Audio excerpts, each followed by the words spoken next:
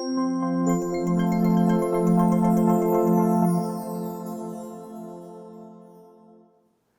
and welcome. This is Nolan with Discover NC Homes and Nolan's News, and I want to talk about the truth with price reductions, both to the seller and the buyer. So it is a common fallacy in our market that I think both sellers and buyers have, that a price reduction on a listing is a negative thing.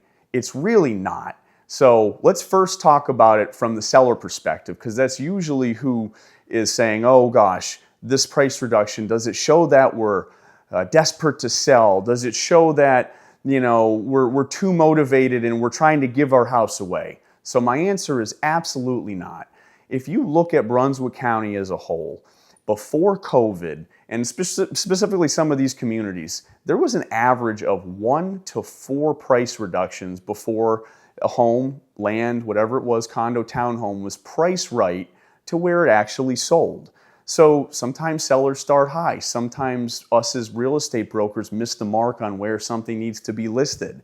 Whatever it is, a price reduction is not a bad thing. It just shows that, in my opinion, you're getting that much closer to the price that the market is bearing at the time. Then we look at the buyer side, okay? Buyers, I don't think it's negative, but there might be an element of buyers out there that, say, okay, we're just going to wait till they're ready to give it away or they are desperate. That's not necessarily the case either. A lot of times in a buyer's mind, if let's say something is $100,000 over their price range, let's say they're looking at, a max of $800,000 and something was listed at $925,000.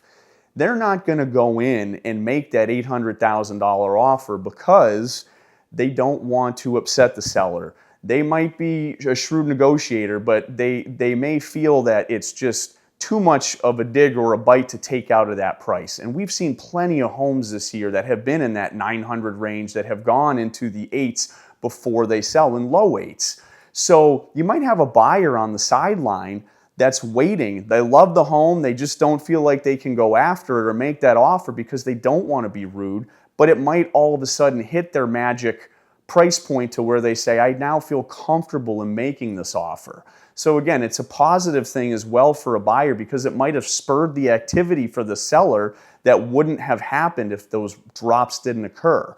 If you look across the board this year, there are very few listings that either A, have sold at full price, or B, have not had between, I'd say, 1 again and 4 price reductions before they have sold. So yes, there might be a small element of a negative reaction to both the seller and a buyer with a price reduction, but I'd say overwhelming the majority, really it's a positive thing, and it needs to be done to get down to that price point. So it's just, again, reiterating, price reductions are not a negative thing in real estate. We've seen them. Almost every listing out there has experienced them, and that's where we just need to be to get to that market price point.